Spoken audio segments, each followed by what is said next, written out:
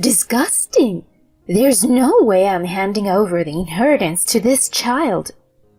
You see? Now, get out of here. Really, they just say whatever they want. Not knowing is scary. Fine, then I'll just file for alimony.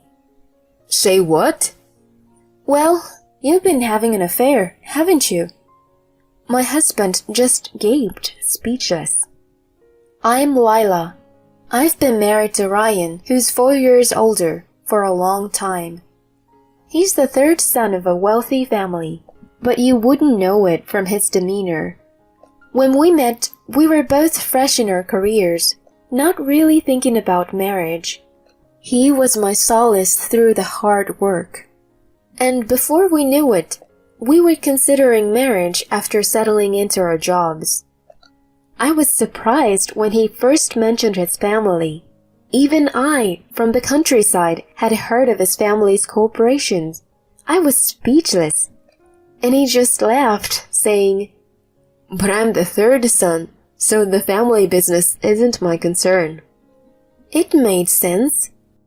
His 2 older brothers were already involved in the business, and he worked in a different field. The brothers were better, and the parents never asked Ryan to consider taking over their business. At our marriage meeting, his parents were neither for or against the union, as if they couldn't care less. See, I told you. I am not the expected one.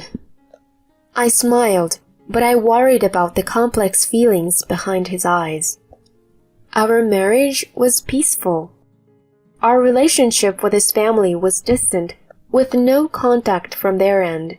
It felt lonely, but compared to the typical in-law problems, we were fortunate. However, everything changed when Ryan's father, Tony, fell ill. About my family home. One evening, he brought it up with an uneasy air. He looked like he had something very important to say, and I listened quietly. My mom asked for help with Dad's situation. I had an inkling. Wanting to help your parents is natural, but what he said next shocked me. I'm thinking of quitting my job and returning home. I was puzzled.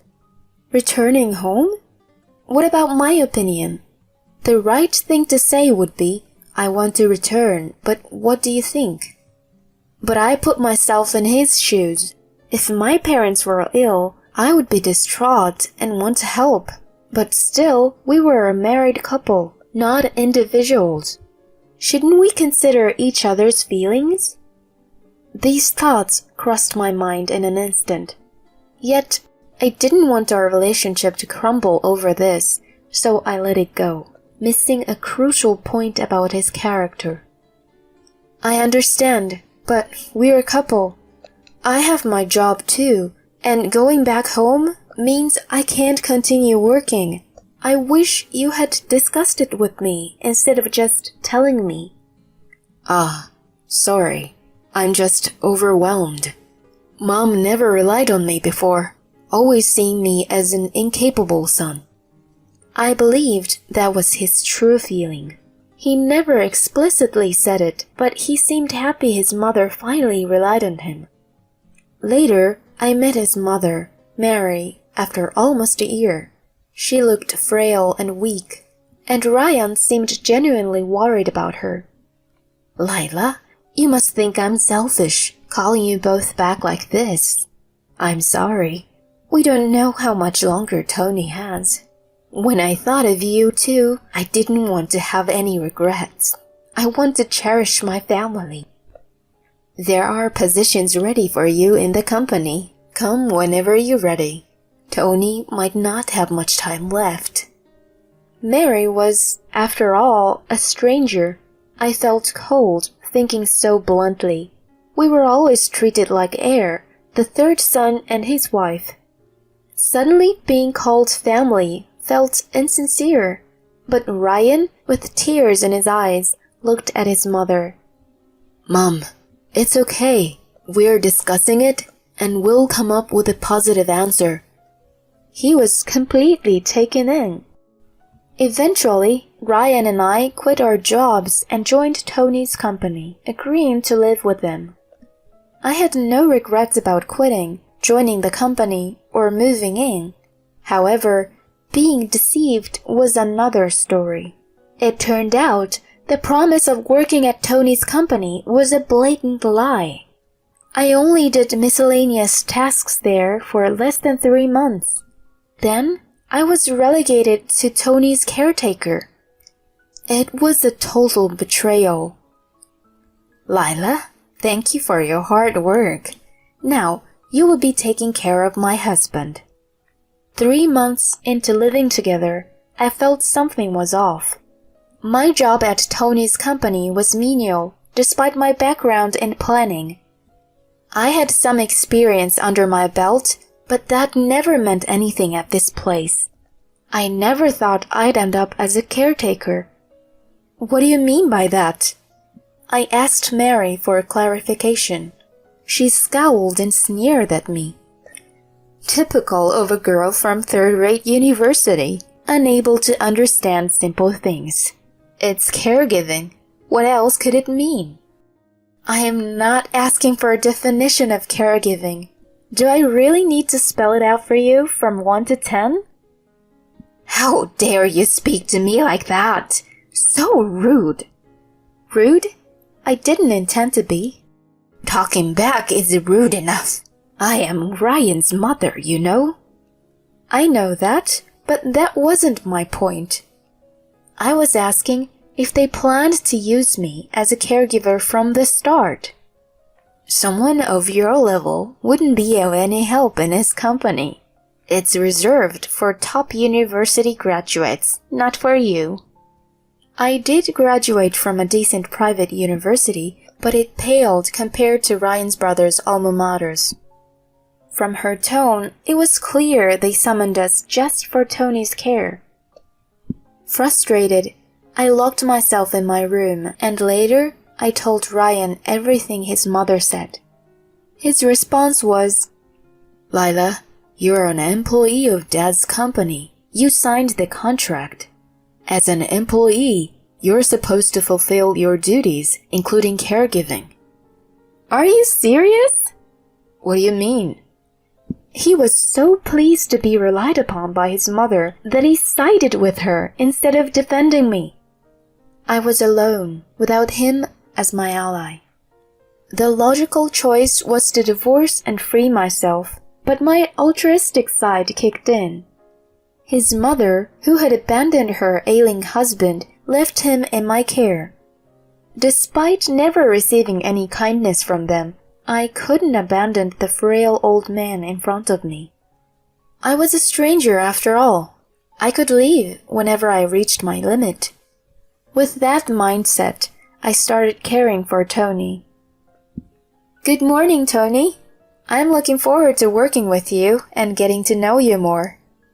That was how it began. I noticed his blanket hadn't been washed. Flipping it over, it was dirty. He had been neglected since needing care. Neither his wife nor children looked after him. I was saddened by the thought. Let's wash and dry your blanket today. It's nice out. He just nodded blankly, but it's impossible for me to lift him since he's bedridden. However, I realized that leaving things as they were could lead to hygiene issues. After watching some caregiving videos, I attempted to lift him and felt something strange. He was surprisingly light. I could easily lift him. Despite my initial suspicions, I cleaned his room and did the household chores. The only regular visitor was his secretary.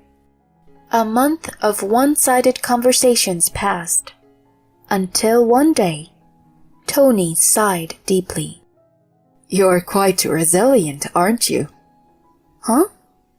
I turned around, only to find him sitting up on the bed, smiling and looking at me. Tony, you can talk? Sorry about that. My mind has been clear all along, just physically frail. I didn't expect you to stay so long. Thank you. He apologized, clearly weakened. No, it's not like that. It's more like... I guess I'm being stubborn or something. I definitely feel like I've been tricked, but, you know. It's hard to admit I simply felt sorry for the old man in front of me. Did I look that pitiful? I stayed silent, but he seemed to understand my expression. Your parents must be wonderful people. My children never lifted a finger to help their fallen father. Perhaps I raised them wrong. His words left me with a bittersweet smile.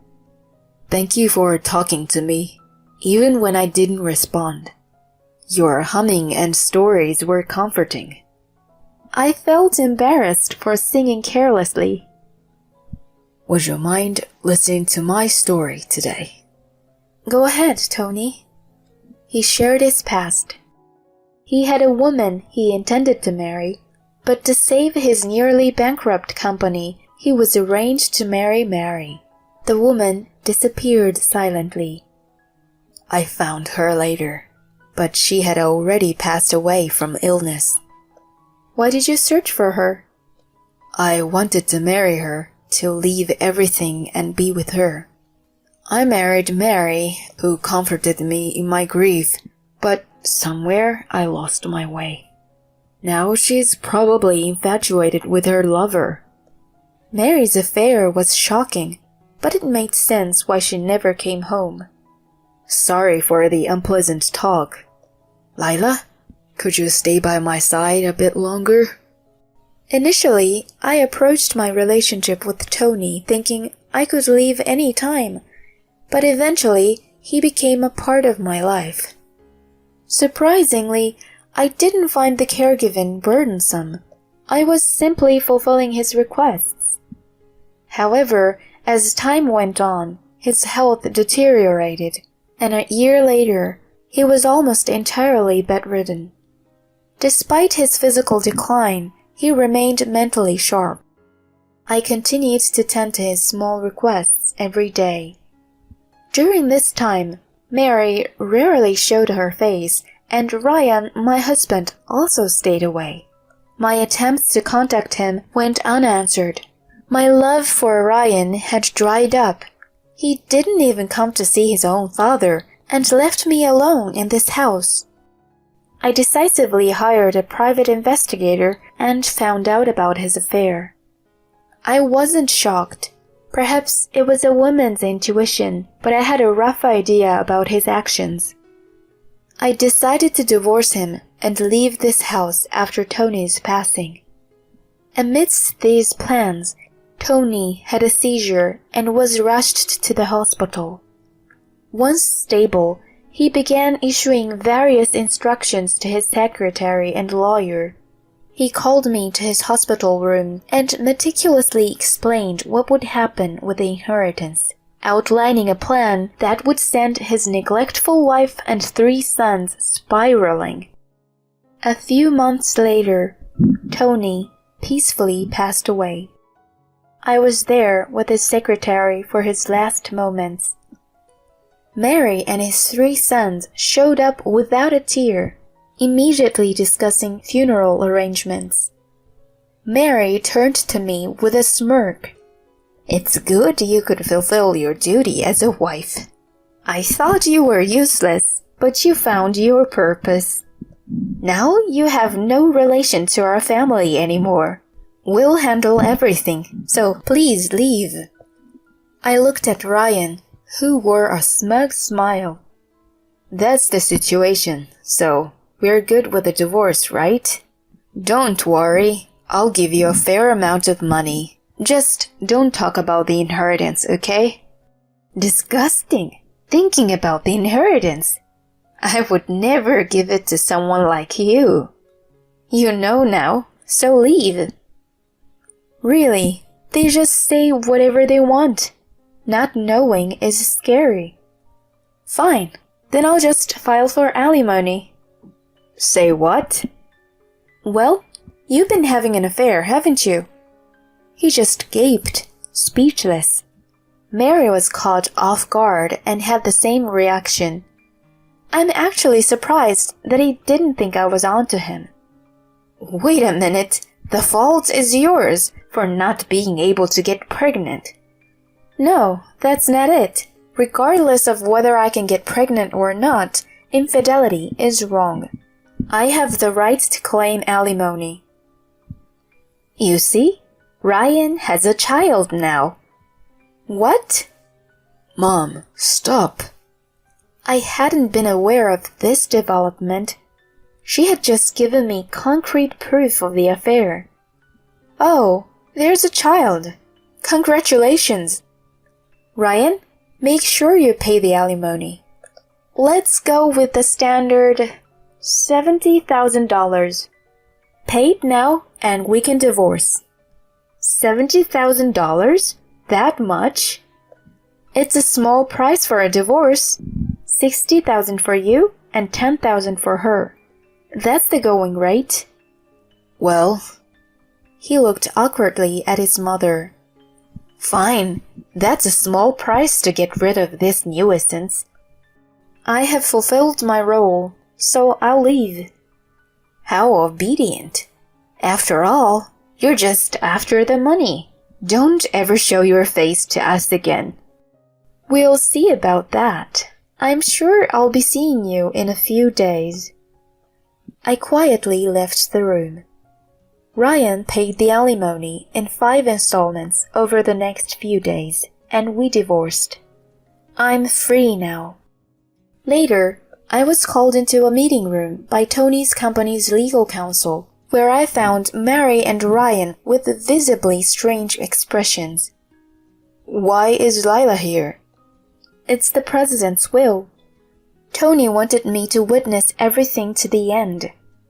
Mary and her family reluctantly complied with the lawyer's prompts. The lawyer began. The next president will be the eldest son, Mike. Regarding the estate division, Mary interrupted. Wait a minute. The eldest son's name is Roger, not Mike. No, Mike is the son of the president and Erica. My name is Mary, not Erica. Yes, I am aware. Mary, realizing the existence of a hidden child, demanded. Bring that ugly child here! The company should be passed to the eldest son, Roger. I am the eldest son, Mike, and I will take over the company as per my father's wishes. What? You? Yes, I am Mike, the first son. The former in-law family was stunned. Just seeing their reaction was satisfying for me. I knew everything, as Tony had confided in me after regaining consciousness in the hospital. However, he himself had only learned of Mike's existence years after Erica's death. They met during a visit to her grave. Mike had been dedicatedly supporting Tony, and once I heard the whole story, it all made sense. Tony's decision to leave the company to Mike, someone empathetic and respected, felt right to me. Mike truly understands people's pain. A company leader shouldn't be mired in self-interest, but should instead be empathetic and respected. He perfectly fits this ideal. Mary's sons, on the other hand, were driven purely by self-interest. Anyone would agree that Mike should be the next president. That's invalid. The proceedings have already been completed. Well, we can overturn that with a lawsuit, no matter how much it costs. Plus, there's no proof that man is actually the child of a woman and my husband. My husband was deceived. He's too good-natured. Yes, Tony was indeed too good-natured. So he was deceived by your false kindness, the very person who tore apart his relationship with her. How dare you! Mike has been acknowledged, and DNA testing has been conducted. It's been proven that he's indeed the former president's son. As for the lawsuit, ma'am, you and your children have embezzled company funds. If you initiate a lawsuit, we will consider filing a countersuit for embezzlement. Investigations have revealed over $900,000 is unaccounted for funds. We will first demand repayment of these funds. There is a reserved portion in the inheritance, so some will go to you and your children. But we need to clarify the financial situation first. This was all part of the plan Mike developed at Tony's request. With the evidence already gathered, there was no escape for her. It was pathetic to see her standing alone at the forefront, while her 3 sons stood behind, faces pale and shrinking away. They were clearly unfit to lead the company. 2 months after this meeting, their hidden assets, including embezzled money, vacation homes, cars, and luxurious goods, were seized, and everything except money spent on food and drink was returned to the company. Of course, the 3 brothers were fired. They are trying to make ends meet with little money. According to Mike, Mary was now living in a rental with her eldest son's family, being treated as an unwanted burden by her daughter-in-law. As for my ex-husband, he tried to reconcile several times, but I refused. He didn't extend a helping hand during the toughest time of my life. I owe him nothing. I was deceived too. That child she was carrying wasn't mine. You get it, don't you? I was just wanted to protect it. But since it isn't mine, there's no need to protect it. Give me another chance. I promise I cherish you this time. No thank you. That was our last conversation. I heard he was now working in traffic control, at least showing some willingness to work. 6 months later, I started my second life. I was now working in the planning department at Mike's company, grateful to Tony for not only arranging the job but also giving me a substantial gift before his death, tax included. This, however, remained a secret known only to the lawyer, Mike, and myself.